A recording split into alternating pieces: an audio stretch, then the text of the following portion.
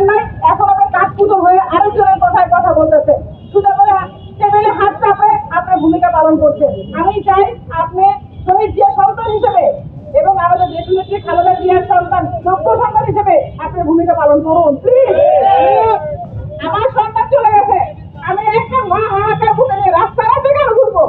আমি সম্মানে থাকবো, আমি শান্তশিষ্ট থাকবো, আমি দোয়া করবো আমার সন্তানের জন্য, যত শহীদ সন্তানদের জন্য এবং যত আহত সন্তানরা তারা সুস্থ হয় তাদের জন্য। আমি কেন রাজপথে থাকবো? উত্তর দেন তারেক সাহেব, আজকে বলেন কেন আজকে আমার অন্যান্য সন্তানরা কেন আজকে অসুস্থ হয়ে 4 দিন প্রায় 70 ঘন্টার মতো না খেয়ে বসে আছে? আপনার কি মায়া লাগে না? আপনার কি সন্তান নাই?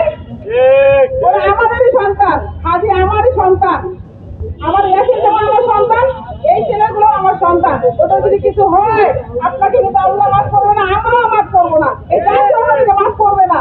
তাই আমার জোর অনুরোধ আপনার কাছে, আমরা আপনাদের দল করতাম। সত্যি কথা বলতে আমি তখন আওয়ামী লীগে ভোট দেই নাই। আমার শ্বশুর গোষ্ঠী বলেন, আমার বাবার গোষ্ঠী বলেন, সবাই আপনার বিএনপি ভোটটাকে ভালোবাসতো, শহীদ জিয়ার এই রাজনীতিকে ভালোবাসতো, কিন্তু আপনি সে ভালোবাসা রক্ষা করতে পারতেছেন না। আমি অবিলম্বে আমাদের যে 3টা দাবি সেটা আপনার কাছে জোর রিকোয়েস্ট করতেছি, যেন আপনি অনতিবিলম্বে এগুলো আপনি মেনে নেন এবং আমাদের এই দাবি না মানা পর্যন্ত আমরা রাজপথ ছাড়বো না। ওই মা থাকবে না জানি না, তবে আমি মা রাজপথ থেকে উঠবো না।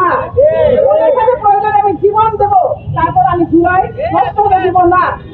যাই হোক, আপনার কাছে যে অনুরোধ, শিলং থেকে সালাউদ্দিন সাহেব এসে যে নাটক দেখেছে মোবাইলে, আমরা সেই মোবাইলে দেখি নাই, আমরা রাজপথে ছিলাম আমাদের সন্তানদের সাথে।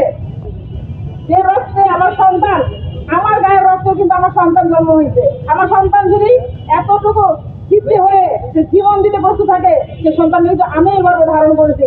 আমি সেই রত্নগর্ভা মা, এখানে আরো রত্নগর্ভা মায়েরা বসে আছে, তাদেরকে আর যন্ত্রণা দিবেন না প্লিজ। আপনার হাতে পায়ে ধরে আপনি আল্লাহর রক্তে ওয়াদা রক্ষা করেন এবং আমাদের খেয়ানত করবেন না। ভোট ইন্টারভিউ হয়েছে কি হয় নাই সারা বাংলাদেশের মানুষ জানে, আমি এ সম্বন্ধে বলতে চাই না। তবে হ্যাঁ, আমাদের জুলাই নিয়ে একটা কাল বাহানা করবেন না প্লিজ। আপনি অনতিবিলম্বে আমাদের দাবিগুলো মেনে নেন। জুলাই সনদ এবং গণভোট বাস্তবায়ন অবশ্যই অবশ্যই অবশ্যই করতে হবে এবং কোনোটা অধ্যাদেশ যেটা জনগণের পক্ষে থাকে সেটাকে আপনি বাতিল করতে পারেন না। যাই হোক, আমার কথায় ভুল ত্রুটি হলে ক্ষমাসুন্দর দৃষ্টিতে দেখবেন। আমার শোকাহত মা, আমরা পাগল হয়ে গেছি, পাগল। একটা জঙ্গিবাদ তার সন্তানকে যদি কোনো কেউ আটকে ধরে নিয়ে যায়, সে মা পাগল হয়ে যায়, সে মা বাঘিনী হয়ে যায়। আমরা সেই বাঘিনী মায়েরা মানতে পারি না। আমরা চাই আমাদের সম্পূর্ণ দাবি তারা মেনে নিক। এই দাবিগুলো না মেনে নিলে কি হবে ওনারাও জানেন। ওনারা কিন্তু 17 বছর আগে যথেষ্ট পরিমাণে কষ্ট ভোগ করতেন। যদি সেই কথা ভুলে গিয়ে আজকে করেন, আমরা ভুলে যাই নাই, কারণ আমরা সন্তান হারাইছি। আর কারোর সন্তান, কারোর স্বামী সেই সময় গুম হয়েছে, তারপরে এই গুমের অভিযোগে কেমনি বাদ দিতে চাই, এটা আমি বুঝি না। আমার ছোট্ট ব্রেনে এটা আছে না।